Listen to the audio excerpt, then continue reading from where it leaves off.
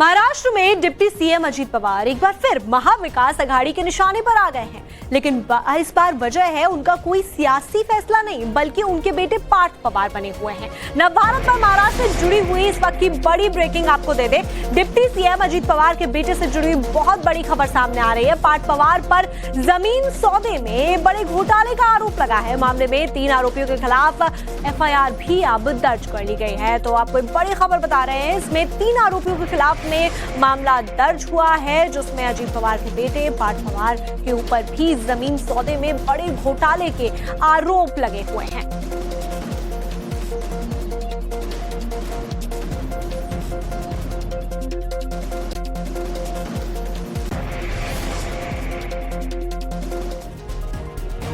पूरा मामला क्या है, आरोप क्या है, आपको ग्राफिक्स के जरिए बताते हैं। पुणे के मुंडवा इलाके में जमीन खरीदी गई। 40 एकड़ जमीन का सौदा किया गया। जमीन की डील 300 करोड़ में की गई। जमीन की अनुमानित कीमत 1800 करोड़। सौदे पर महज 500 करोड़ स्टैंप ड्यूटी चुकाई गई। असल में स्टैंप ड्यूटी तकरीबन 21 करोड़ की है। ये सभी आरोप इसमें लगते हुए नजर आ रहे हैं। भारत पर मुंडवा जमीन घोटाले से जुड़ी हुई दूसरी बड़ी ब्रेकिंग भी आपको दे देते हैं। बेटे पर लगे आरोपों पर डिप्टी सीएम अजीत पवार का अब बयान भी सामने आया है। उनकी तरफ से कहा गया है, लैंड घोटाले पर मुझे कोई जानकारी नहीं है, यह अजीत पवार की तरफ से कहा गया है। साथ ही उन्होंने कहा है सभी नियमों का पालन होना ही चाहिए, यह भी उनकी तरफ से कहा गया है। जे काही आता टीव्ही वेगवेगळ्या चॅनलला चाललेलं आहे त्याबद्दलची पूर्ण माहिती मला काही नाहीये। माझा त्या गोष्टीशी डायरेक्ट अजित पवार म्हणून दुरान्वयी देखील संबंध नाही। मी आपल्याला सांगतो, मी आजपर्यंत कुठल्याही माझ्या जवळच्या किंवा लांबच्या नातेवाईकांच्या संदर्भामध्ये कुठंतरी त्यांना फायदा होण्याच्या करता एकाही अधिकाऱ्याला कधी फोन केला नाही किंवा कधी सांगितलेलं नाही की जर माझ्या नावाचा वापर करून कोणी चुकीचं करत असेल किंवा त्याच्यामध्ये नियमात न बसणारं करत असेल तर त्याला कुठलाही माझा पाठिंबा नसेल। मी फार कायद्याच्या नियमाच्या चौकटीमध्ये राहून काम करणारा कार्यकर्ता आहे।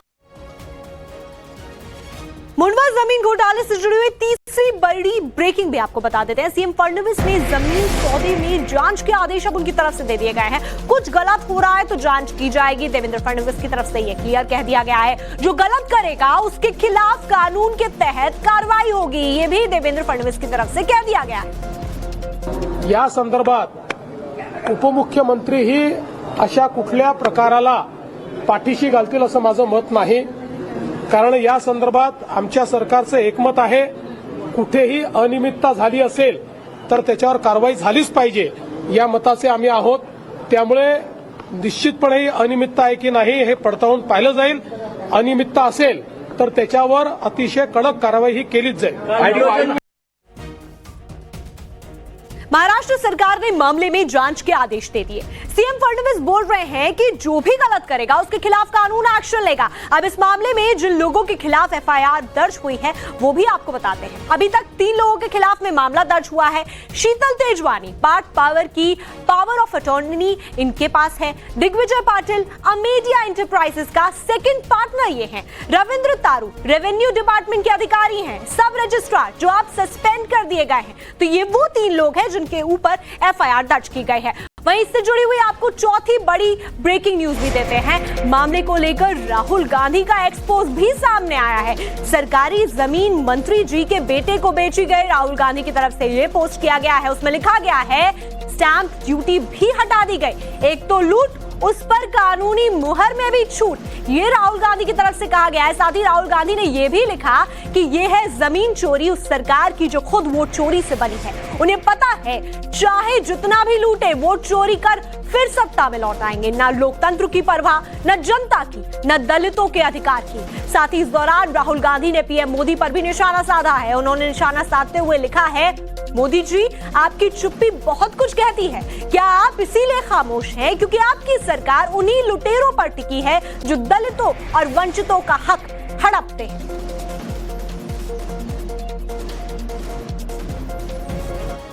मुंडवा जमीन घोटाले से जुड़ी हुई 5वीं बड़ी ब्रेकिंग भी आपको बता देते हैं। कांग्रेस नेता विजय वडेट्टीवार का अजीत पवार पर अब निशाना सामने आया है। निर्दोष साबित होने तक कुर्सी छोड़ दे अजीत पवार, ये वो कह रहे हैं। अजीत दादा ध्यान देते तो घोटाला नहीं होता, मामले की जांच बड़े स्तर पर होनी चाहिए, ये बात भी कही गई है। सरकारी एजेंसियों को जांच सौंपी जाए, ये बात भी की गई है। इस दौरान विजय वडेट्टीवार ने यह भी कहा कि सबकी जांच होनी चाहिए। पार्थ पवार, सब रजिस्ट्रार, उद्योग संचालक, अफसर सभी की जांच हो और जरूरत पड़े तो नार्को टेस्ट भी होना चाहिए।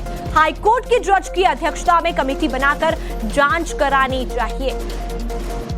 4 महीना पहले जब पता था तो तभी अजीत दादा ने इस पे ध्यान दिए रहते तो ये घोटाला नहीं होता था। क्यों नहीं दिया गया ध्यान? अब पार्थ पवार ने इतना बड़ा काम किया, 300 करोड़ की जमीन जो 1800 करोड़ मार्केट वैल्यू है खरीदी की गई, जिसका पावर ऑफ अटर्नी खत्म करने के लिए 2008 में ही जो महार वतन के लोग हैं जो लीगल हेयर है उन्होंने मीडिया में न्यूज डाला था कि इनसे हमारा कोई संबंध नहीं है, हमारी पावर ऑफ अटर्नी हमने खत्म कर चुके हैं। उसको नोटिस भी दिया गया था वकील के थ्रू, फिर भी वो कोर्ट में गया, हाई कोर्ट से भी उसको पिटीशन को खारिज किया गया, उसको कोई अधिकार नहीं था। फिर भी इन्होंने हिम्मत की कि सत्ता पे हम आसीन है, सत्ता की मस्ती और गर्मी है तो हम कुछ भी करें तो कुछ नहीं होने वाला है। इस पूरे मामले पर ज्यादा जानकारी के साथ में हमारे साथ ग्राउंड से राकेश त्रिवेदी जुड़े हुए हैं। राकेश, जिस तरीके से अब अजीत पवार के ऊपर निशाने साधे जा रहे हैं और ये पूरा घोटाला सामने आ रहा है, क्या इसको लेकर जानकारी हमारे पास है? देखिए, जो एफआईआर की कॉपी हमारे हाथ लगी है उसमें बहुत ही इंटरेस्टिंग एक जानकारी छुपी हुई है। इसमें कैसे जो है नियमों का इस्तेमाल किया गया और नियमों की आड़ में ये डील की गई, इसका एक अच्छा उदाहरण इसमें दिया गया है। इसमें यह बताया गया है कि ये जो लैंड डील थी 1800 करोड़ की बाजार वैल्यू थी या नहीं थी ये कहीं जिक्र नहीं है, ये तो आरोप है। लेकिन जो डॉक्यूमेंट्स में है इसकी 300 करोड़ की वैल्यू थी।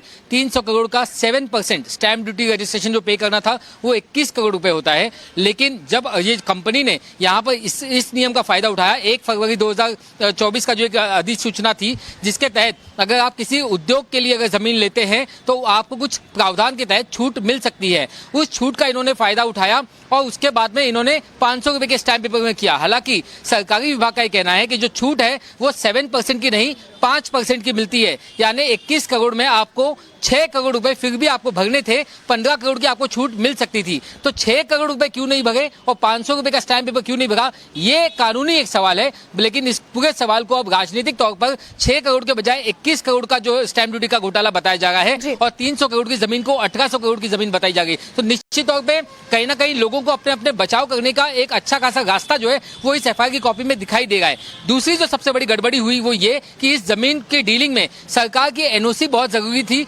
बिना एनओसी के इसके स्टैंप ड्यूटी रजिस्ट्रेशन की जो प्रोसेस है वो आगे बढ़ाई गई और इसमें जो गलती है वो रजिस्ट्रार डिपार्टमेंट की थी और यही वजह है कि जो सब रजिस्ट्रार है उसे अब सस्पेंड कर दिया गया है। तो आगे चल के अगर इसकी बहुत ज्यादा जांच की जाए तो ये मामला जो है 6 करोड़ रुपए देकर के रफा दफा हो सकता है, ऐसा इस एफआईआर से प्रतीत होता है। दूसरी तरफ पार्थ पवार का नाम कहीं भी डायरेक्टली इस एफआईआर में नहीं है क्योंकि उनकी पावर ऑफ अटॉर्नी जो उन्होंने दिग्विजय पाटिल को दे रखी थी, जो एप्लीकेशन आई थी वो दिग्विजय पाटिल के पास से आई थी। तो ऐसे में पार्थ पवार टेक्निकली फिलहाल तो इसमें सेफ नजर कहा जा सकता है कानूनी सवाल कई हैं लेकिन इसे राजनीतिक मोड़ दिया जा रहा है। बहुत बहुत शुक्रिया इस पूरी